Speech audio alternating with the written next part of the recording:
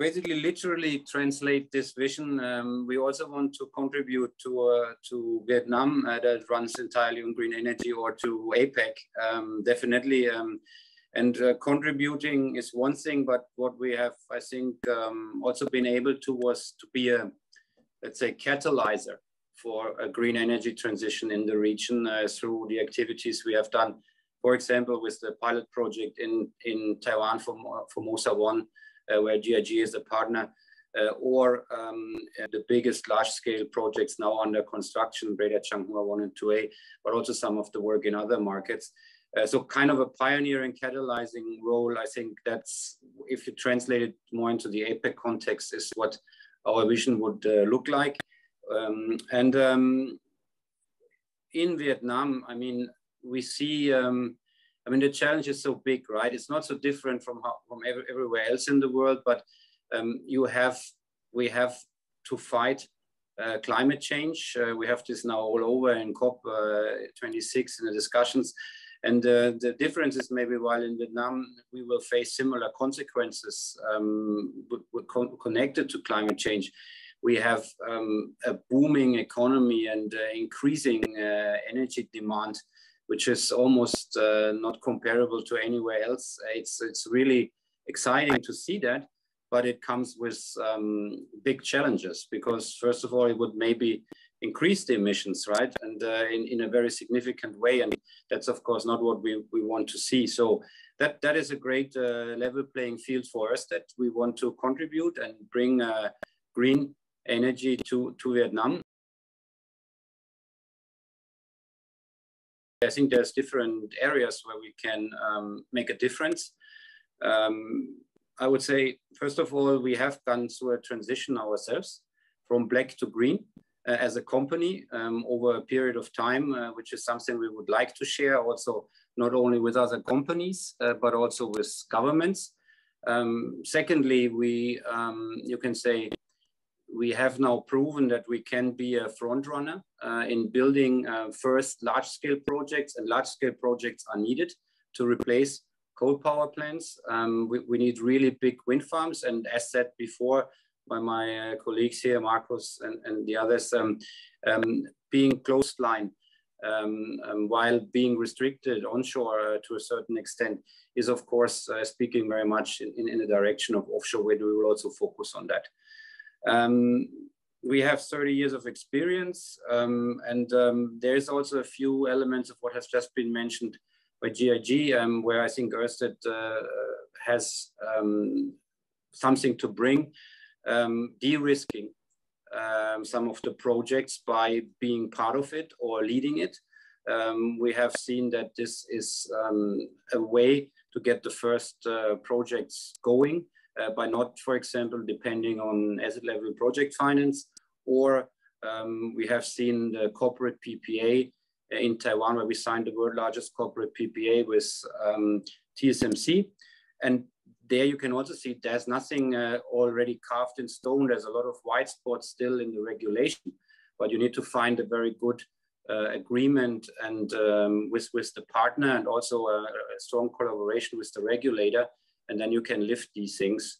And I think there is also more technical input. We have built a few wind farms now under typhoon conditions, and we have experience in building transmission infrastructure, which is very much needed in Vietnam. All the grid has been mentioned, balancing experience, how to make the grid stable.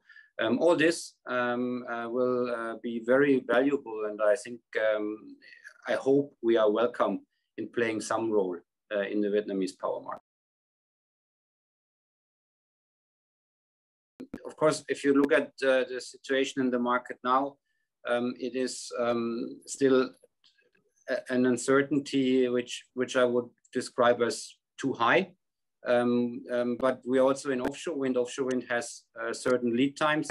So we're coming in, we not as a short-term investor to build one project, but we have a long-term view. We build up a team. We deploy experts, but we also hire a lot of local people, and we will develop together also with local or central governments ideas on how this framework can be improved. We will contribute with some knowledge. We hope that over time we will see a framework which allows for building these wind farms really soon. But some work needs to be done on to create commercial certainty, to de-risk the projects, to create regulatory certainty. But I think it's possible, and not everything has to be perfect. There's always white spots. That's also normal in our business. We develop under uncertainty, and things need to fall in place over time. And we are able to take that risk. And I think we can also give the financial community a bit of comfort. That's not always the only thing, but we can bring them over the hill when it's really not so easy to build the first projects.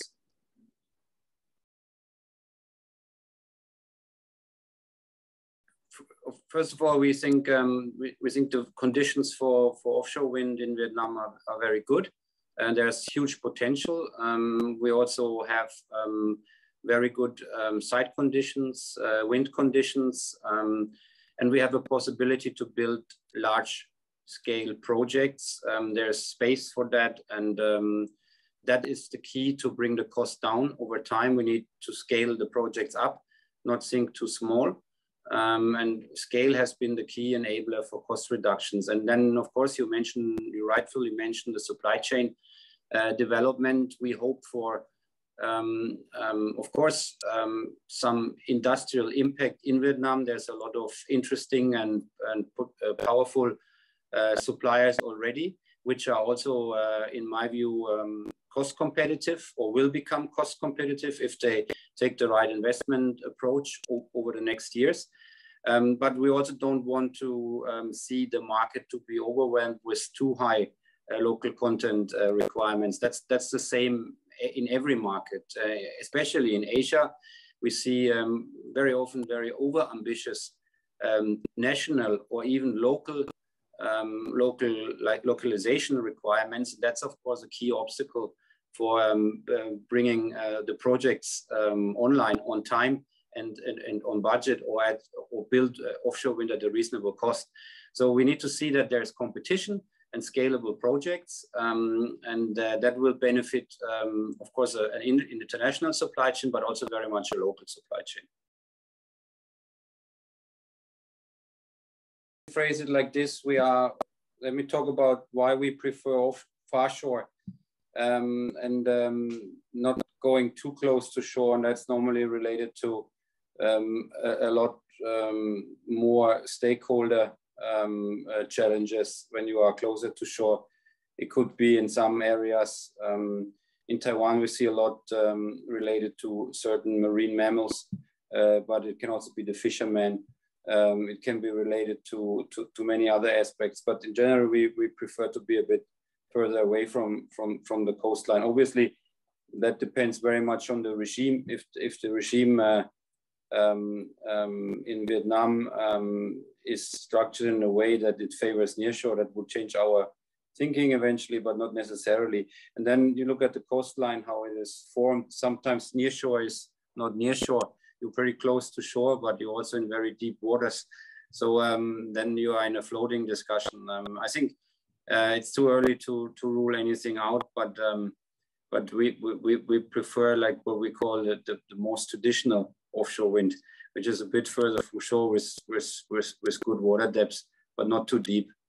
But that being said, we're also starting to look very much into floating, and some of the areas we're looking at could actually also start to include that.